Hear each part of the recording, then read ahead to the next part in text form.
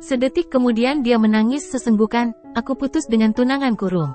Dek, maksudnya Non, dia ngajakin break. Itu artinya dia memang ingin putus dan tidak ingin menikah denganku. Aku langsung duduk di samping Non Chelsea dan mengelus-elus punggungnya.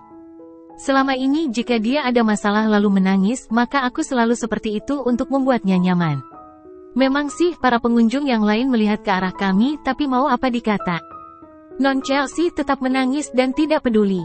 Kuambil tisu dan memberikan kepadanya. Ketika menangisnya sudah reda, dia mengelapnya dan berterima kasih kepadaku. Kamu memang art Rum, tapi bagiku kamu itu sekaligus teman. Ngomong sama kamu itu enak Rum. Aku enggak bisa mengeluarkan unek-unekku sama yang lain seperti ini selain padamu. Makasih Non. Kami pun melanjutkan makan seperti biasa, tak ada pembahasan lanjutan dari mulut Non Chelsea. Mungkin dia masih enggan bercerita. Kukira kita akan pulang dan aku diantar ke rumah kakaknya, tapi ternyata kita menuju ke sebuah taman. Di sana dia menumpahkan semua unek-uneknya. Aku hanya jadi pendengarnya saja. Maaf Non, emang Enon masih cinta sama dia. Siapa tuh namanya? Sofyan Rum dan aku masih sangat mencintainya. Yakin? 100% Rum, mungkin Sofyan tidak mencintai Anda lagi. Tapi dia selalu jujur padaku Rum.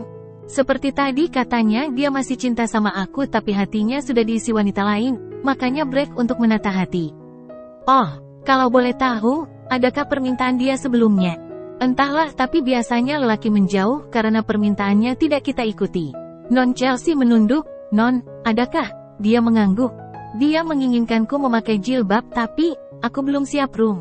Buat apa pakai jilbab jika hatiku masih seperti ini? Bukannya orang yang berhijab itu hatinya harus baik? Aku tersenyum mendengar penyampaian dari Non Chelsea, memang seyogyanya begitu Non. Tapi, aku melirik ke tangan Non Chelsea yang mengupas permen sugus, setelahnya memasukkan permen ke mulutnya dan mengunyahnya. Tapi kenapa Rum? Memang yang tahu hati kita ya kita sendiri dan memang kita pasti lebih tahu kapan kita siapnya memakai hijab. Kadang kita sok tahu Non. Maaf Non bukan maksudku untuk menggurui, tapi ada Allah yang tahu hati kita juga. Coba Non pikirkan itu permen yang baru saja Non makan, dibungkus tidak? Non Chelsea mengangguk. Kenapa Non enggak belinya permen yang ditoples yang banyak tadi? Ya pengennya ini, kan permennya ada bungkusnya jadi higienis. Nah itu Non, tunangan Enon mungkin mau wanita yang higienis. Wanita yang hanya dia yang bisa menikmati, bukan wanita yang mengumbar aurat. Maaf Non itu menurutku. Terlihat Non Chelsea terdiam dan termenung. Saya akan pikirkan Rum, makasih nasihatnya. Kamu memang top. Ah Non bisa saja, saya juga masih belajar. Oh ya, iya Non, sekarang kalau Senin malam selepas maghrib saya belajar ngaji ke rumah teman. Kita belajar agama bareng-bareng dengan majikan perempuannya. Alhamdulillah, ilmu saya bertambah. Wah, sepertinya asyik Rum, aku boleh ikut dong? Kalau itu aku tidak tahu Non. Nanti aku tanyakan ya. Akhirnya terbitlah senyuman di wajah Non Chelsea. Ketika aku main ke rumah majikan Sriati, ada yang aneh. Tuan mudanya selalu aja ada di sana. Padahal sebelum-sebelumnya ia masih di kantor. Ketika aku main tak berapa lama kemudian ia datang, apa memang ia sengaja? Ah, bodoh amat, kenapa pula aku memikirkan itu? Sri, kamu mau pulang lagi? Ia mengangguk, belum juga sebulan Sri. Emah nyuruh aku pulang, katanya ada yang perlu diurus Rum. Oh, gitu. Ya udah ini, aku nitip uang buat emah tapi jangan sampai bapak tahu ya. Oke beres. Nanti kalau waktunya memungkinkan aku video call kamu ya, biar kamu dan emakmu saling lepas kangen. Aku mengangguk saja. Mata ini hampir saja meneteskan air mata. Kalian lagi ngapain? Den, lagi ngobrol saja. Ada apa Den? Kalian enggak keluar lagi? Kalau mau keluar, nanti saya antar. Maksudnya Den, ya beli apa gitu Sri? Belanjaan rumah apa belum habis? Aku hanya menunduk. Masih ada kok Den, kan kemarin habis belanja sama nyonya. Oh gitu, ya sudah, kulirik tuan muda tersebut. Dia berjalan dengan bingung lalu berhenti dan berbalik menghadap kami yang masih setia duduk di samping rumah dekat taman.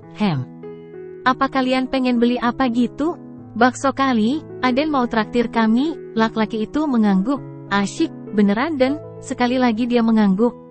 Sekarang Den? Ya iyalah sekarang masa besok. Baik Den, aku ganti baju dahulu. Sama temanku kan Den? Lelaki itu mengangguk kembali. Sriati menuju kamarnya dan aku tetap menunggunya di sini.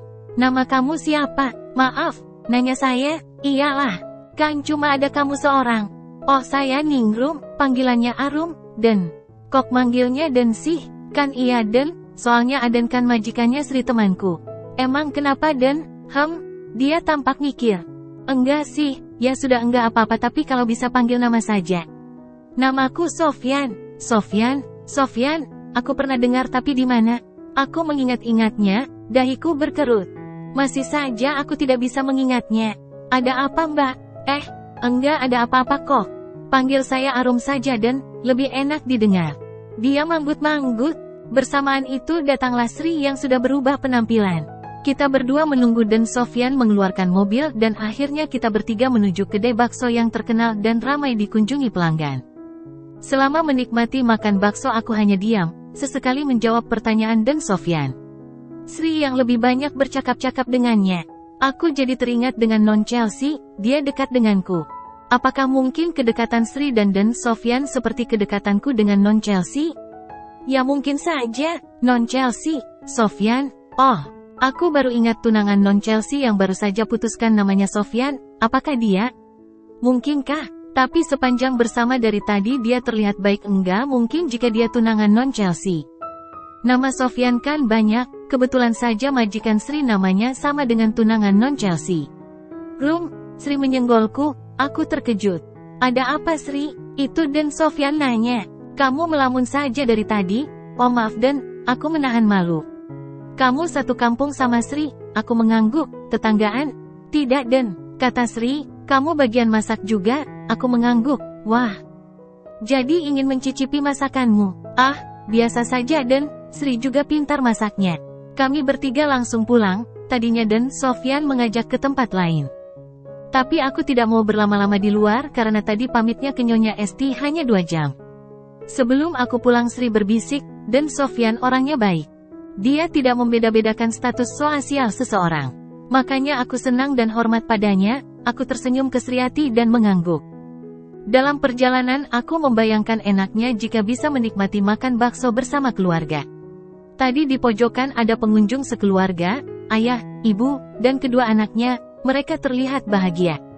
Aku jadi ngiri, sudah sebesar ini aku belum pernah makan bersama bapak, emak, dan Firda di warung, kedai bakso, jangankan di kedai di rumah saja tidak pernah. Aku tersenyum kecut, begitu sampai rumah, pintu gerbang sedang terbuka, terlihat mobil Non Chelsea diparkir. Rum, kamu baru pulang? Aku nyariin, syukur deh kamu sudah datang. Nyari aku? Aneh, padahal kemarin kita baru ketemu. Bersambung.